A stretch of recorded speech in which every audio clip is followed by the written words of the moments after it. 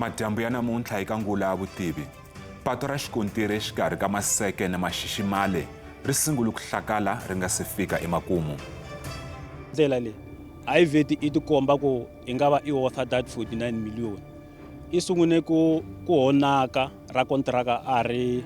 busy a endla. Xikontiri lexi laha va cherile xin'wana xi humile a ni twisisa ku na quality le kwini hi ku veni a yi siza yi heta na 6 months va cherile. Loko mo yi langutisa na sweswi kha yi vulavula so ku se ku humelele ti-pothole. I sungune ku vona xikontiri xi mikisiwa hi TLB. Ri perile amukele eka Ngula ya Vutivi, vito ra mina ni Khazamula Ngobeni. Patu ra xikontiri exikarhi ka miganga ya Maseke na Maxiximale ePhalaborwa ri hava malembe ya 2 ri akiwile, kambe sweswi vaaki va ri sungule ku hlakala ni ntirho wu nga se fika emakumu. Ku fikela sweswi ku tirhisiwe kwalomu ka 60 wa mamiliyoni wa tirhandi, kambe vaaki a va enelanga hi ntirho lowu nga endliwa. Muteki wa mahungu wa Ngula ya Vutivi Wisani Makhuvele u burisana ni vaaki. Xana u nga tshemba leswaku patu leri ri hava lembe ke? Leri i patu rintshwa ra xikontiri exikarhi ka Maseke na Maxiximale. Patu ri sungule ku akiwa hi 2024, nakona a ri fanele ku va 10 wa tikhilomitara, kambe a ri se fika emakumu. Tlhelo lerin'wana ra patu ka ha ri misava, kambe ku fikela sweswi ku tlula 60 wa mamiliyoni ya tirhandi yi tirhisiwile ku aka patu leri. Mi ta tsundzuka ku ri a hi patu leri ri akaku hi ri ntsena as a department kumbe roads agency Limpopo, hi pfuniwa hi va Phalaborwa mining company kumbe PMC hi ku komisa lowu nga mine lowu nga le ka ndhawu liya ya le va Phalaborwa. Mara amasunguleni ntsengo lowu a wu vekiwe tlhelo ku ri lowu hi wona wu nga ta tirhisiwa ku aka patu leriya ra 10 kilometers a ku ri mali muni? Swi ringana kwalomu ka vo over 60 million ku va ku akiwa patu leriya ku hetiseka ka rona. Kambe vaaki va ri va swi voneta ha suka ku ri leswi endliwaka lani i swa xiyimo xa le hansi. I na xiphiqo xa ku ndlela leyi a yi tsaki hi dewini ku va yi endla hi kona. Va te loko va ha sunguna ku endla then i sunguna ku experience ti-problem. Ene loko u langutini ndlela leyi a yi vheti i tikomba ku i nga va i worth that 49 million. I sungune ku honaka ra kontraka a ri busy a endla. And then this project a ku fanele ku va ya 8 months project, mara sweswi ina more than a year se ya approach ya lembeni ra vumbirhi, so a ku na xilo lexi na ku ne xi le ku endlekeni. Project leyi laha yi nga helela koho i helele kun'wanyana laya, but even laha yi nga yima koho ku na leya yin'wanyana leyi na ku ne a yi cheliwangi esi yi vulavula, so a yi helangi. Hi ndlela yini? No, i ndlela ya ku hala mahlweni a ku cheliwangi nchumu, a nga sina chela nchumu halaya. Even la face leyi yin'wanyana la ku na surface yin'wanyana la henhla ka tar road leyi na ku ne still endliwa yini a yi cheliwangi. So swi ni ka problem i ri community. Ene xin'wanyani ku tikomba ku na problem ndhawu leyi i sungune ku vona xikontiri xi mikisiwa hi TLB. Yo sunguna ku vona yena xikontiri xi mikisiwa hi TLB. Xikontiri lexi laha va cherile xin'wana xi humile a ni twisisa ku na quality le kwini hi ku veni a yi siza yi heta na 6 months va cherile. Ku ri na yi hetelela ku humelela yini a yi swi twisisi na sweswi. Swa yi hlamarisa matirhelo ya koho hi ku veni tiva xikontiri loko va chela xi heta malembe xi nga si za xi touchiwa hi nchumu. Se lexi xo sungula ku huma xa ha sungula va nga si za va xi pfula ku ri yi xi tirhisa, ene va nga si za va heta laha xi fanele ku ri chelela koho. Se hi leswi swi hi hlamarisaka na hina ku ri na hi ta heleta hi ku yi kume xikontiri hi vula swilo swa ku fana na leswiya na hi laha yi vilayelaka koho. Ene siku rin'wana ni hetelele ni va kuma kwalaho ka ti-culvert va tirhisa TLB. Yi ni hlamarisa ku sukela ku ri mehe a ni si vona TLB yi mikisa cement i xikomu lexiya xa yona. Va chele sandra na misava va chela ti-cement va pfuva cement hi TLB. ni sungula ku va vutisa ku ri thelibi leyi ta mikisana va ni hlamula ku ri mati yo ma endlaku ku ri cement yi tiya ni ku se a ka ha ri swona ko va ku ri a ni ri a mi tholangi hi mina loko a mi thole hi mehe otherwise a ni ta ku kontraka yi yime. Xiyimo xa patu leri xi siye vaaki ni mavonelo yo hambana eka ku xana patu leri ri jile kwihi. Loko yi langutisa xilo lexi nga hoxeka laha i mhaka ya tikhalvhete ta kona ku na kun'wanyani loko patu ri famba a ri fanelangi ri va na ti-undergrounds leswiya swa ku ya khupuka i wela gojini khupuka i wela gojini lero goji leriya ri ku kombisa kahle ku ri xilo lexi i nkova siku ra masiku laha u nga endla patu kona ku ta yeleleta ku ri nkova or lexi xikhalvetana xexiya u nga xi veka kwalaha xi ta kukuriwa hi rin'wana ra masiku or mi ta kuma loko mi huma na vusiku timpfula ti karhi tina mi kuma ku ri ku ku na nkova lowukulu mi nga swi tivi na ku mi ya heleleta mi tsemekanye kwihi i swin'wana swa swona sweleswo. Xa vumbirhi hi mhaka ya ku loko yi langutisa leya leyi nga endliwa a yi helelangi a yi yona lero loko mo yi langutisa na sweswi yi kha yi vulavula so ku se ku humelele ti-pothole lero tin'wanyani ta tikomba kahle ku ri ndhawu leyi a vo endlela ku vonaka ingate swilo swi endliwini ku ri ku a swi endliwangi swona. A ku na safety officer, a ku na site agent, a ku na resident engineer, a ku na swi ri vanhu lava loko va tirha tirhelo ra vona a ri kombi ku na munhu lowa wa ku inspector. Ni van'wamimovha va chavela vuhlayiseki bya vona. Ti-potholes leti tele ti hi damejela timovha ene loko se ku na mpfula ma yi vona hi famba hi one lane laha ka buloho leri hi famba hi one lane ene loko se ku na mpfula hi affecta swinene cause ku va ku ri na traffic traffic ya kona a yi heli na hambi sweswi hi affecta mhaka ya traffic ende na loko u famba na lahaya phela nkarhi wun'wana na wun'wana ri nga wa buloho leri ku na ngoji ya lahaya mi voni ku na ngoji so ya affecta swinene as ti-motorist cause nkarhi wun'wana na wun'wana u ngo wa famba hi movha ya hojomela kwale a ku safe ya riska hi vutomi bya hina ku va hi famba laha. Mi nga fambeli kule loko hi vuya emavhengeleni vaaki va ri ntirho lowu nga endliwa ni mali leyi nga tirhisiwa a swi fambelani.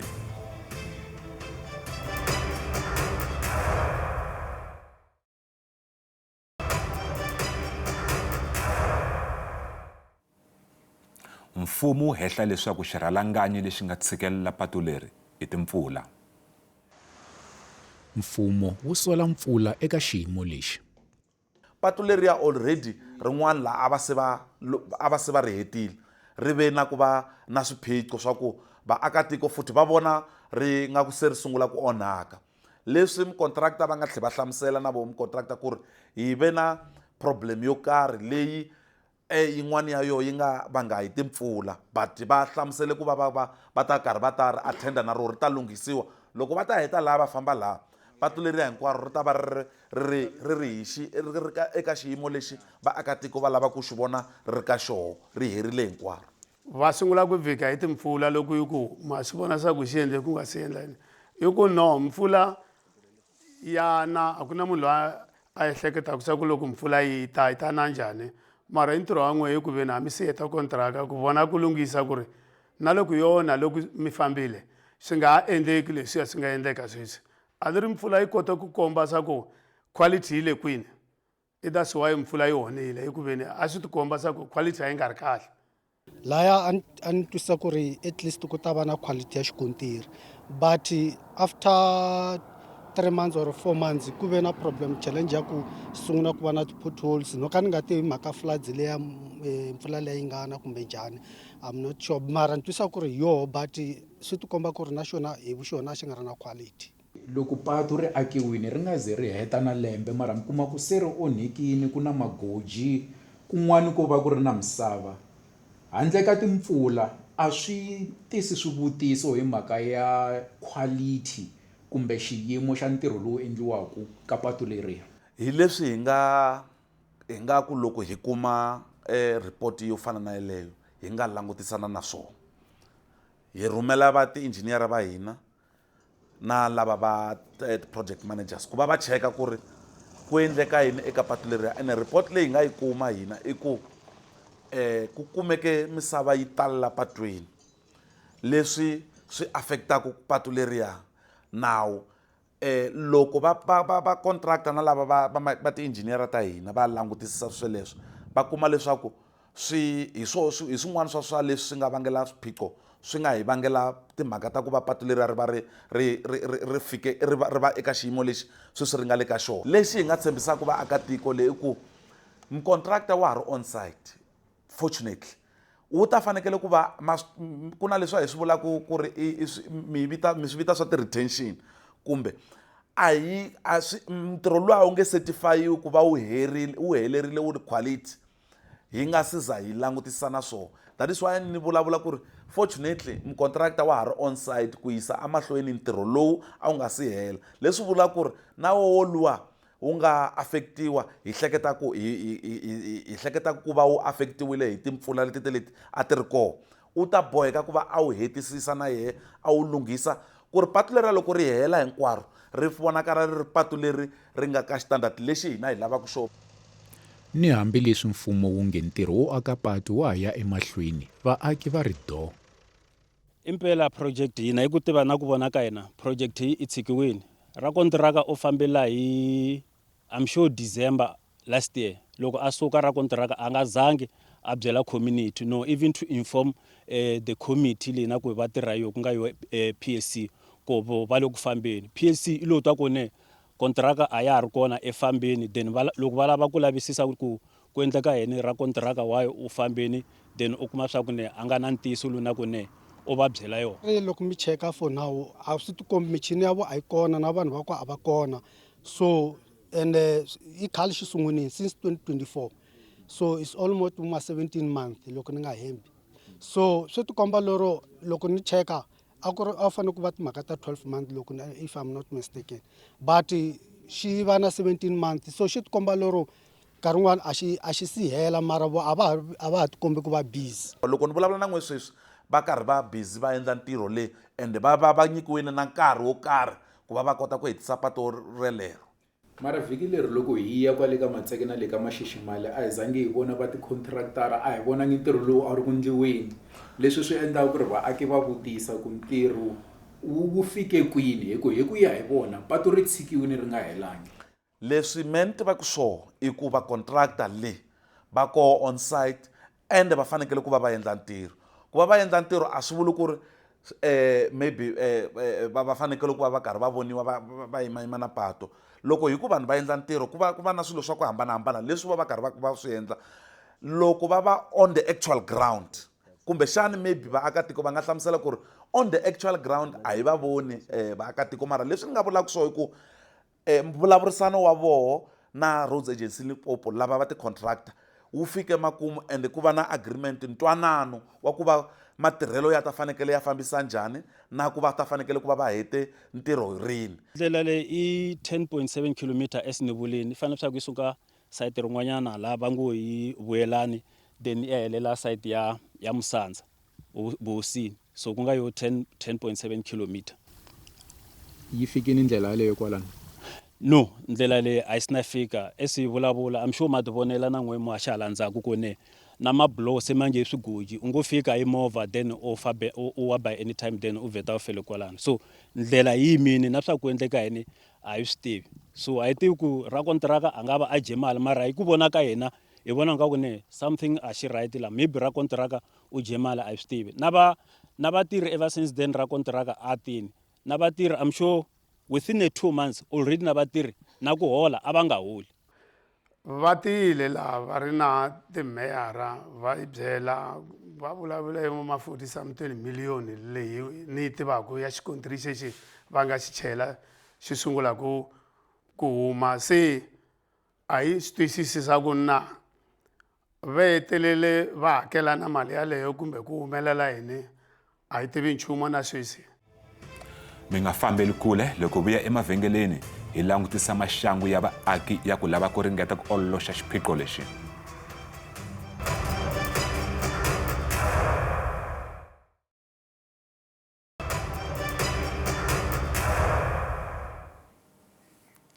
tlhela hi amukela nakambe eka ngula ya vutivi laha madyambu ya namuntlha hi langutisaka patu ra xikontiri exikarhi ka miganga ya Maseke na Maxiximale leri vaaki va nge ri sungule ku hlakala ri nga se fika emakumu. Hi tsale eMisiti 19 December. Loko tsala eMisiti na December on the 9th January a acknowledge swa ku kume the letter ya hina. So swivatani hi ma vhiki timbirhi hi n'wi rhumela hi n'wi sendela a reminder so please come and intervene mara a nga yi hlamuli. Then i decide ku no loko a nga yi hlamuli n'wi rhumela reminder hi fanele i tsala the minister. Then before we tsala the minister ku va na the floods. After the floods, then it's all the minister. So the minister I hlamlangi, I acknowledge nchumo, in sendela another reminder. Na sweswi I email swaku ta hlamla oranga hlamanga hlamle na. Mara ikuva swaku hina leswi swi endlaku a swi endli politically or si famba i constitution. Meeting wa hina wa mehelelo na vo ive na vo na ho ti 4 December. Then lana ku ize eku ilava ti engineer hinkwato maybe ku nga va ku ri ta ti client or whatever va ta yi hlamusela mayimo kumbe ndlela loko why va design hi ndlela leyi na plan ya yo i va tano. Then loko i va na meeting hi ti 4 ta December va yi byela mhaka ku no i mhaka ku ti question leti na kone ya ti raiser it seems as nga they are more technical va ta endla kone va vita vanhu lava na ku va in charge ti engineer tin'wanyane va ta yi hlamusela maendlelo ya ndlela leyi. So kusuka kwalani hi December i tele ku January va yi byela loko ni endla request ku endleka yini hi mhaka xikontiri va yi byela mhaka ku ne i mhaka ku ne i early January maybe vanhu va ri ti leave and everything then va ta endla yini va ta requesta na vo ku ne at least ku ta endliwa meeting n'wanyana kusukela siku rero meeting a wa vangi kona. Vaaki va koxa tinhlamulo eka xiyimo lexo biha xa patu. Hi twa swi khumba hi ku veni hina hi langutise ku ri xikontiri xi hela i khale ku nga fambiwi laha Phalaborwa. Hi hetelele na hi ehleketa na swa ku swi ri mfumo wu yi rivele a wu yi tivini hi ku veni loko va yi tiva va fanele va yi lunghisele khale hi na malembe va ta laha every year hi February a va ta ni tshame kwala va tshembisa swa ku hawa budget yi humile swi nga humeleli mara sweswi loko va sungula ku ta va ku se ya sungula a yi tsakile ku tsaka ka hina se ko hundzuka a ni twisa ku ni nga swi veka ku ri ku hundzuke yini hi ku veni a swi endleki hi ndlela leyi hina a hi langutisile swona. Ku ya hi mehe a ni lava ku tiva ku ri kahlekahle ku endleka yini hi patu leri cause mukontiraka phela kontiraka leyi se yi herile ende vanhu a va ha tehukeli loko hi hlangana na vo ya vutisa ku ri ma ya tlhelela ri ntirhweni na vo a va swi tivi so a hi swi tivi ku ri patu leri ri helele kwala kumbe ra ha continue na. Ku sale 1 kilometer ku va va hetisa patu leri ya but futhi va tlhelela ndzhaku laha ku nga na swiphiqonyana swo karhi leswi patu leri already va nga ri heta ri nga hlangana na swona tanihiloko ni hlamuserile ku ri endzhaku ka timpfula ku ve na ku va experience swin'wana swa ku patu ri vonakala ri karhi ri ku vavisekeni. Vaaki va na xivilelo ngopfu ku ri swi vula ku ntirho lowu tirhiwaka hi van'watikontraktara wu na swivutiso swo tala hi mhaka ku ri loko va languta timhaka ta ku okay misava se yi tala patwini loko ku na mpfula mati a ma khapeleli tlhelo ma tala la patwini swi vula yini hi vuswikoti bya n'watikontraktara loko swi ta ka matirhelo ya lama ku va ku tirhiwa ntirho wo basa wo hetiseka. Lexi ni nga hlamuselaka xona i ku mi ta fanekele ku tsundzuka ku ri va contractor va ha ri ku akeni ka patu leriya ku na leswi swi vitaka ti-concrete curbs leswi va fanekele va swi chela eka masayiti ya patu eka patu leriya ku va nga za va ri heta patu leriya ku va ku karhi ku fanekele ku va na swoho swi va swi karhi swi cheriwile swi swa ku fana na sweswo ku ri patu leri ri kota ku va ri nga affecteki leswi n'we mi hlamuselaka swona kumbe leswi vo va ku va vone swona. Se lexi ni nga ringetaka ku xi hlamusela i ku va ha ri ku ri akeni ka patu leriya and a va nga za va ri hetisisa mavona loko a heta ku va akile se va humile va pake swilo swo va famba ha yi teka a hi ta suka hi ku no ya swi twisisa swa ku no mara se a va se za va hetisisa hinkwaswo ku va ri declare patu ku ri no patu leri se ri nga tirhisiwa ri nga fambiwa ku ri tirhisa vo vaakatiko va ri tirhisa but mucontractor a nga za a hetisa ntirho wa yena lowu a fanekele a wu endla lowu wu mitaka xitandard xa hina xa ku akiwa ka mapatu in the province. Loko mi languta kun'wana laha ku nga na mabuloho loko languta hi hala tlhelo patu ri dekini hala hansi lero loko movha yo famba laha hansi yi nga hodloka. Se ka vaaki lava nga na swivilelo ku ri loko hi ka hi famba lahayani mi nga hi tiyisisa njhani ku hi nge weli. Lexi hi nga tiyisisaka xona tanihiloko ni hlamuserile i ku lexi tsakisaka i ku patu leriya a hi si za hi ri hlamusela swa ku no patu ri herile. I la ku vona vutihlamuleri henhla ka project leyi hi la ku vona vutihlamuleri and then xa ku hi va hi mhaka ku I think last yi ze yi endla i zame ku engage na va DMR ku at least then va ta hi pfuna la loko va department of road and infrastructure na vo i zamile but still now a ku na lexi na ku ne xi le ku endlekeni. So hi lava vutihlamuleri muhaxi so i kota ku vona ku kahle la ko va na vungungundzwani lebyi na ku ni bya endliwa because you can tell the standard of the road is very much poor. Within 2 years ni vulavula ku ta va ku nga ri na ndlela ku za ku endliwa rehabilitation road a ku ri na yin'wanyana tar road la so i lo humesiwa ku cheliwa le. Even the last one leyi va nga yi humesa la it seems as it was much better than this one, so now this one is even worse. Hi fike emakumu ka nongonoko. Tsundzukani leswaku nongonoko lowu wu tlhela wu haxiwa nakambe kwala eka SABC 2 hi Ravumune vhiki reri hi hafu ku bile awara ya 2:00. Loko mi ri na mahungu mi nga hi tsalela hi email eka ngula@sabc.co.za, Facebook na X hi kumeka hi SABC Mahungu. Riperile.